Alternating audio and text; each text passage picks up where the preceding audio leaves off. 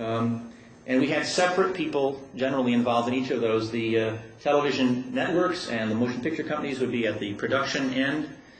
Transmission would be handled by intervening local television broadcasters or telephone companies. On the display, that would be either the telephone or the television set or the home computer, would be bought independently by the customer, or provided in the case of telephony, and PTT, public telephony, by the vendor. The key issue in understanding the joint ventures is the VCR case. Sony had the beta technology for VCRs, and it was competing against Japanese Victor's technology, VHS technology. And the Sony people were convinced they had a better quality technology for delivering video to the home, but it was because there were more titles available. When you went to a video store and you saw all these titles for VHS and a few for beta, you said, well, I'm going to buy that VHS VCR, even if it's not as good quality, because that's where the content is.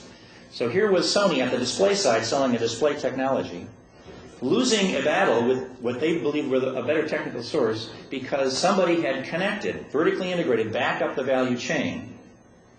And that kind of pressure led Sony to saying never again. It wasn't a secret. It was a public announcement of strategy by Sony and followed by Matsushita and other Japanese companies to invest and involve themselves in joint ventures, mega media, international conglomerates. And you see patterns like this. Now this is my model. These are not actual conglomerates currently together, although each day you pick up the paper, you'll see some discussion. In fact, this morning's paper revealed that Bob Allen of AT&T and Microsoft's Bill Gates had been discussing for the last 3 months the possibility of joint ventures. Nothing yet, but it's coming. And you will see as the Sony model, where they invested billions of dollars in buying both Columbia Pictures and CBS Records, a massive pattern of joint ventures.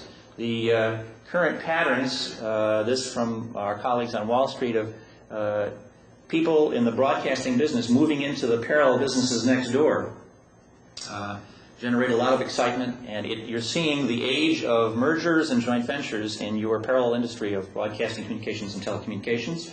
In my view, very much stimulated by the change in the technology, as they realize they are going to all be each other's competitors, and one way or another they've got to either work together to survive or be out of the business.